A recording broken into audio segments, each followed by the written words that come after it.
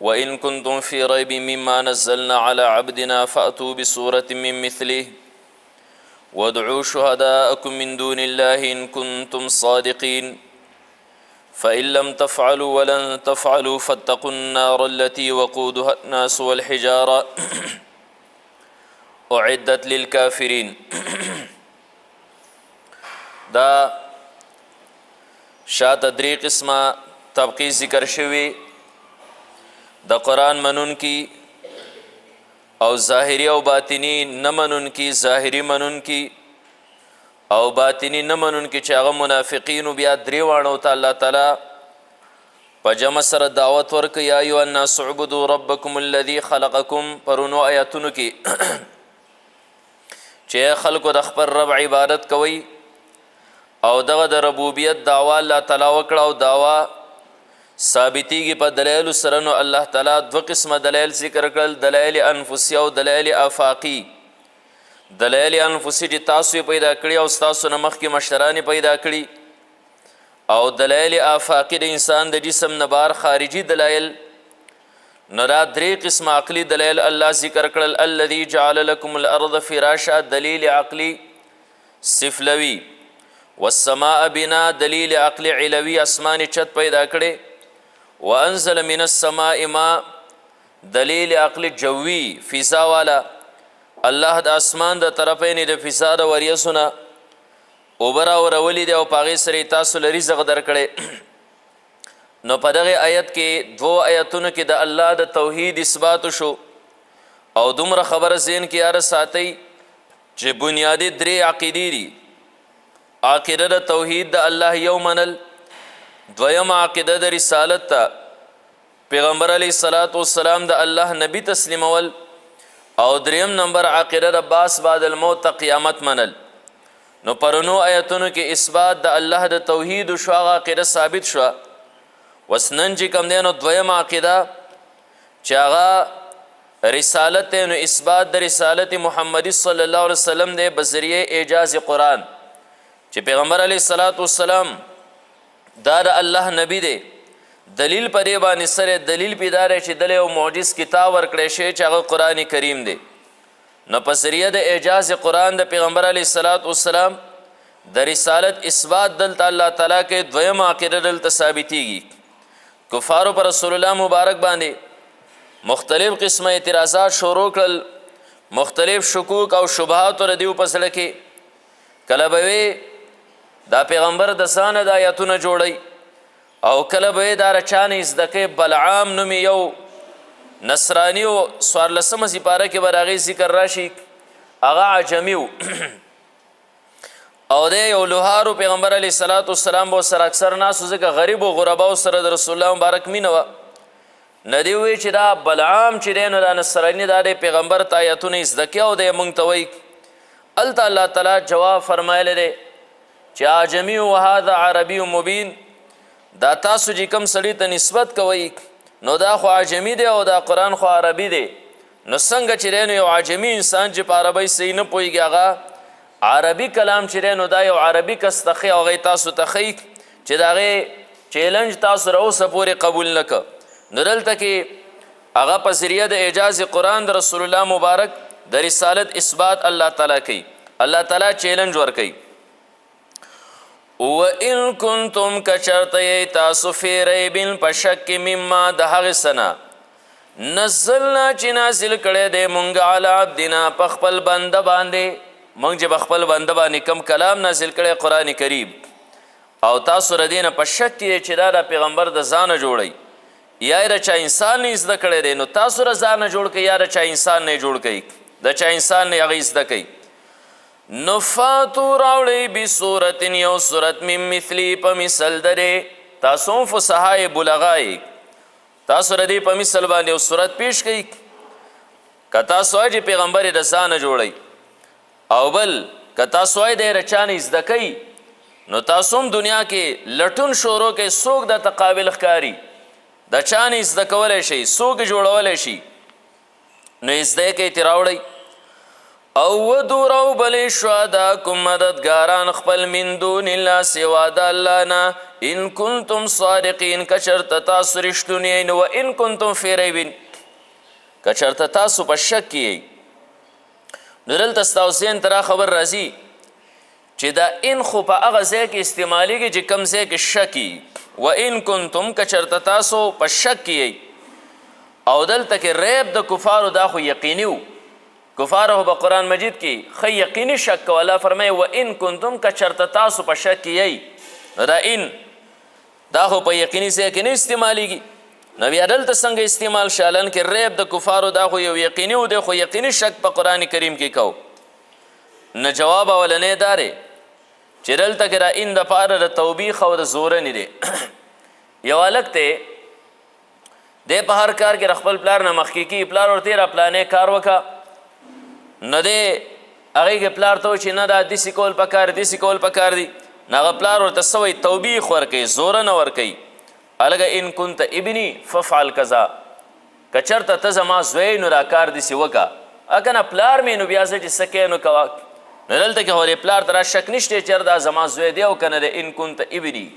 که ته زما زوی خو دا دله زوره نه ورکوي توبیخ ورکوي نو دلته کې هم پرې ریب باندې پرې شک باندې کفارو له توبیخ دی زوره نه ده وان کنتم فی ریبین که چېرته تاسو په شک کې چې دا قرآن نبی علیه الصلاة والسلام د ځانه جوړ کړی دی نو بیا د دې په شانتې راوړئ او دویم جواب دا شوی دی چې ریب د کفارو خو یقیني خبره ده چې کفارو پر قرآن کریم کې شک کوو خو د دې دا شک چې دی دا په غیر د دلیلو دا بې دلیلو نو ګویا چې دا نازل شو په مرتبه د غیر یقیني کې ځکه بې دلیله څیز دا غیر یقیني او یا دریم جواب دا شوی دی چې دلته کې را ان دا په معنا د اذ باندې دی په خپله حقیقي معنا باندې نه دی نو بیا اشکال نه راځي وَإِن كُنتُمْ كَچرته تاسو فی ریبن په شک کې او د ریب معنی مې ورته هلته لا ریب فی کې کړې وه په قول د امام راغب اصفهاني رحمت الله علیه چې ریب هغه بې بنیاده شک ته ولی شي چې د هغې څه بنیاد نه په معمولي غور او فکر سره د هغې ازاله کېږي نو که تاسو په شک کې د څه نه مما دا کتاب نه نزلنا چې نازل کړی دی مونږ علی عبدنا په خپل بنده باندې علی عبدنا په خپل بنده باندې اکثر ځایونو کې د پیغمبر علیه الصلاة والسلام د پاره عبد لفظ استعمال شي او دا په هغه ځایونو کې راځي کوم ځای چې اظهار د معجزې کېږي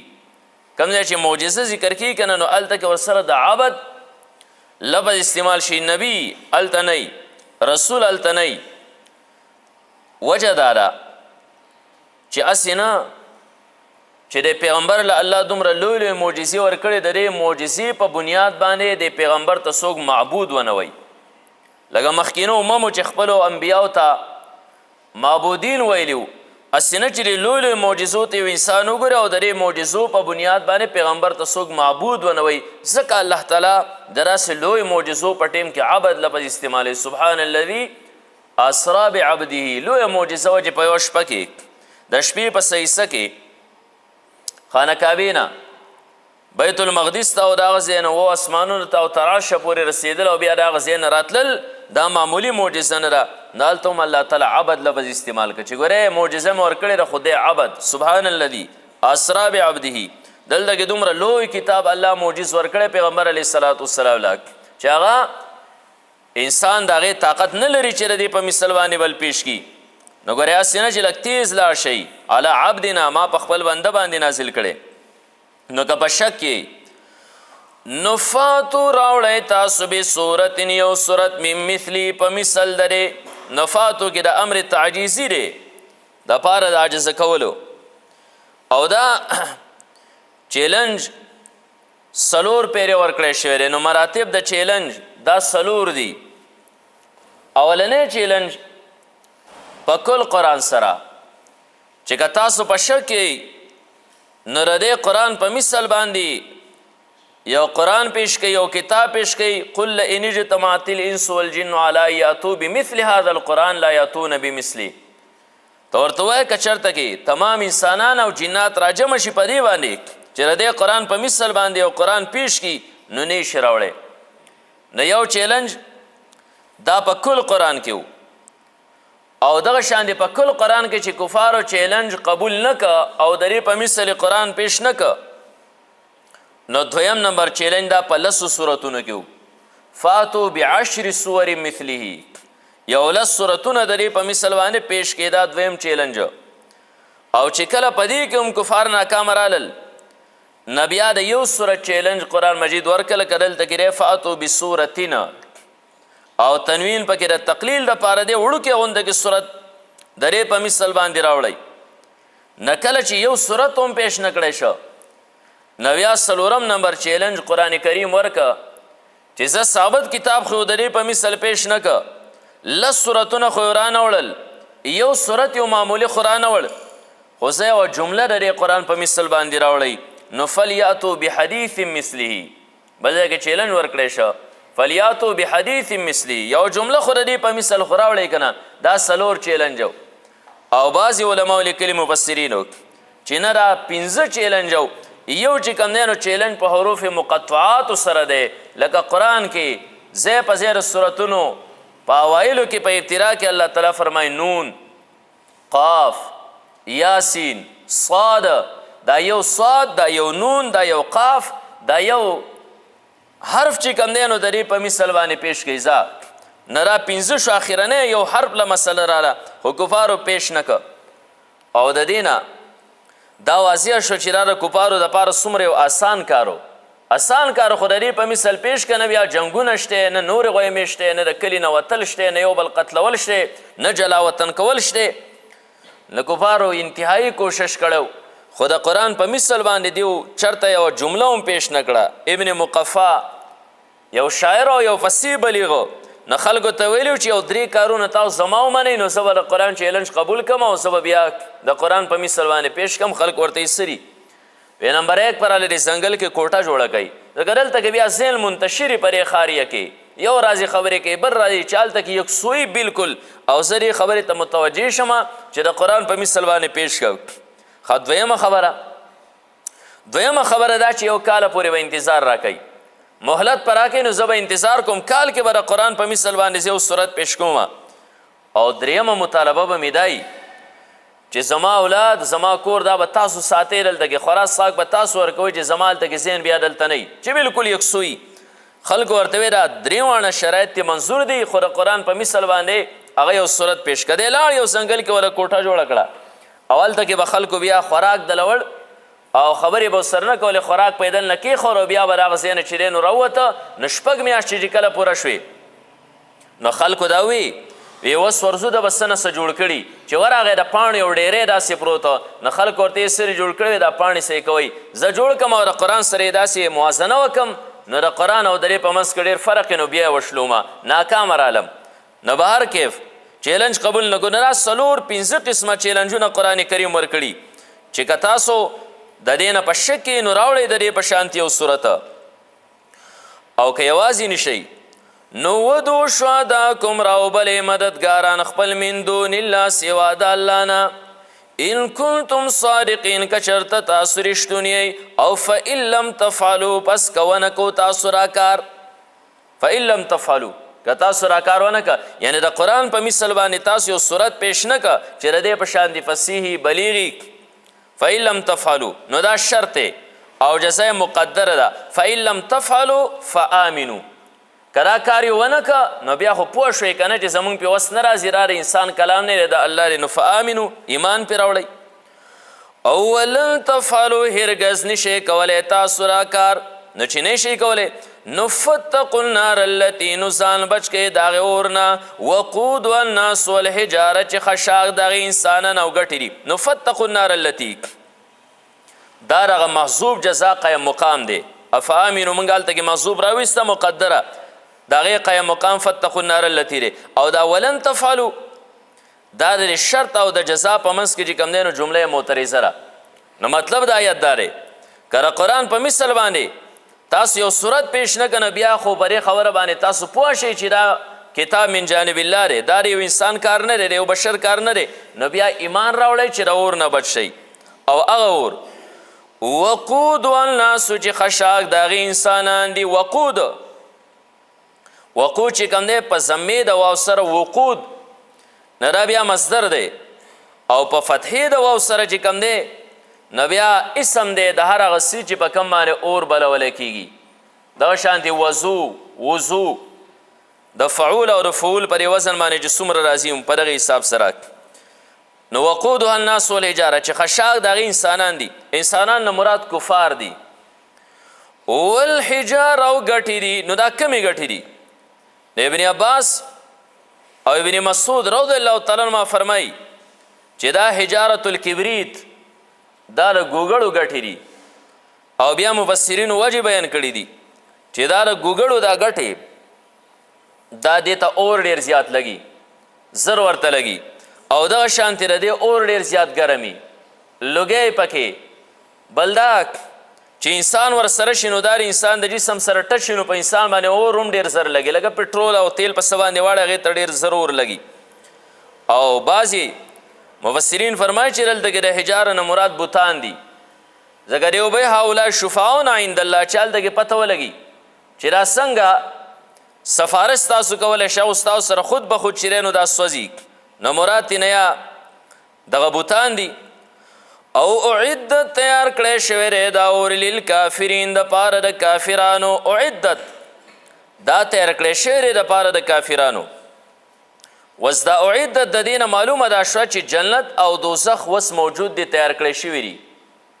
ځکه چې د قرآن کې ورله داسې رمازي صیغې راغلي نو دا د مخکې نه تیار کړی شوي دي او دا عقیده د اهل سنت والجماعت ته معتزله وایي دا جهنم او دا جنت لا تر اوسه پورې تیار نه دی چې کله ضرورت راغی که نه خلک مړه شو او بیا وروسته حساب کتاب هلته وشي او بیا جنت ته ځي او دوزخ ته ځي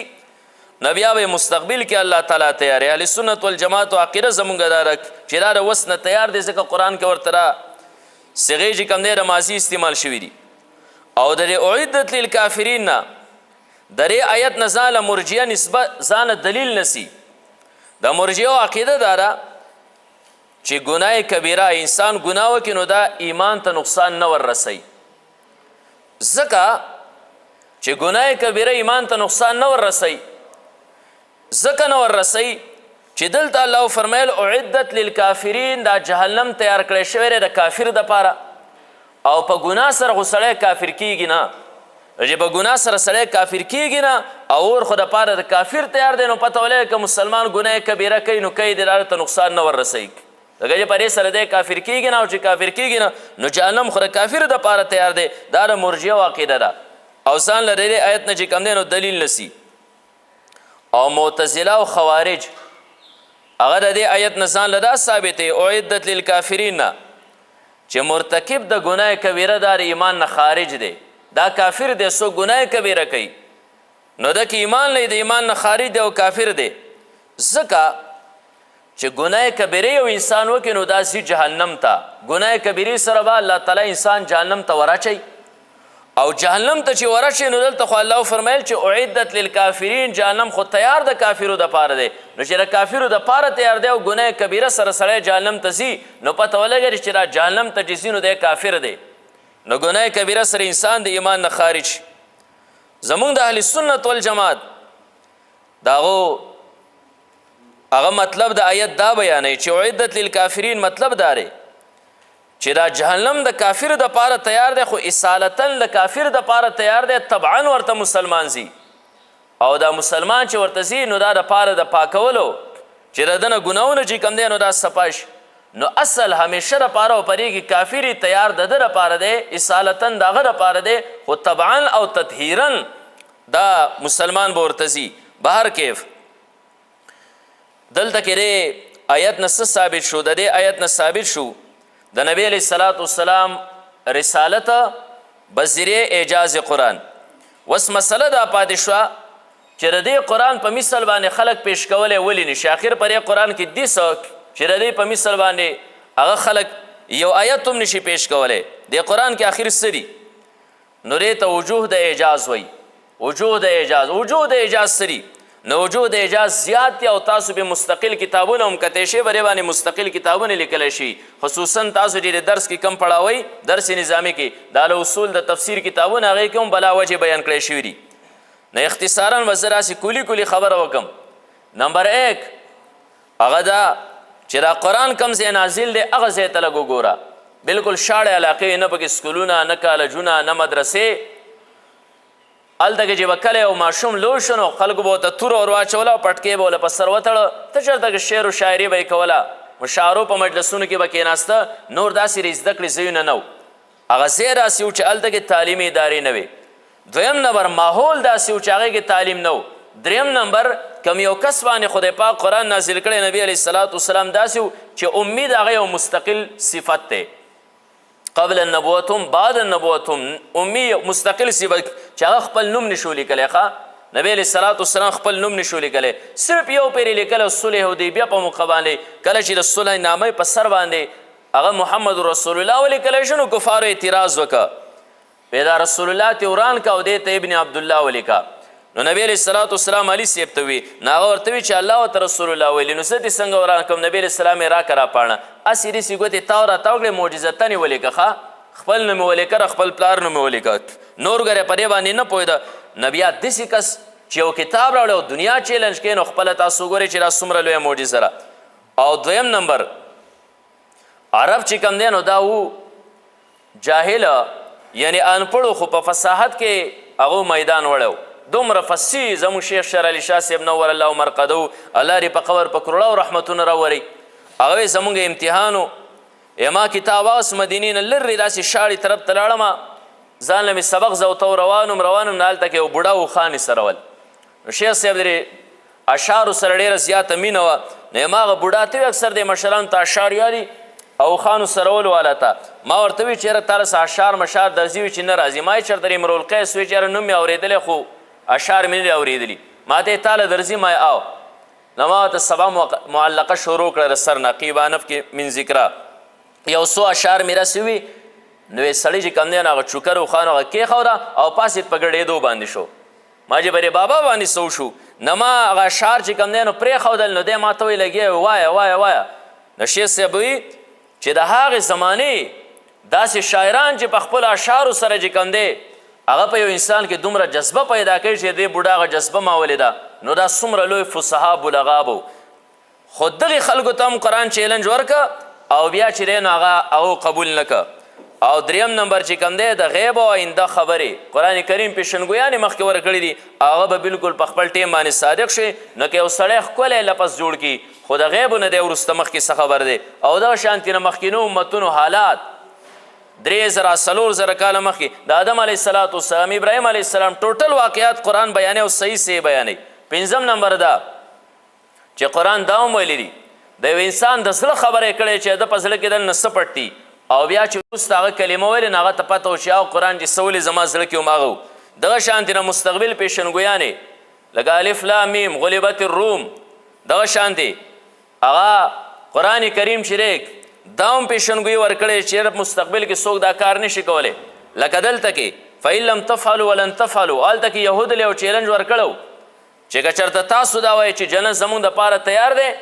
نو بیا فتمنوا الموت الله هلته کې وفرمیل ولن یتمنوه ابدا بما قدمت ایدیهم بل دغه شانتې د قرآن علوم داسې علوم دي چې هغه د قیامت د ورځې پورې د هر دور دپاره علوم دي نور دغه شانتې وجوه د اعجاز ډېر زیات د دې نه معلومه دا شوه چې چرته یو مصنف دا نشي ولی چې ما دا کتاب ولیکه یا په طب کې مې ولیکه یا مې په شعر کې ولیکه یا مې په نور څه کې داسې ولیکه چرته یو مصنف دا نشي ولی چې زما د کتاب په شان کتاب څوک نشي لیکلی ځکه هر یو مصنف په دې باندې پوه دی چې د دنیا رفتار جاری دی دنیا مخ په وړاندې جاری ده هر یو دور کې راسې تحقیقات کېږي چې مخکینۍ زمانې پورې خلک خاندي نو هېڅ مصنف دا نشي ولی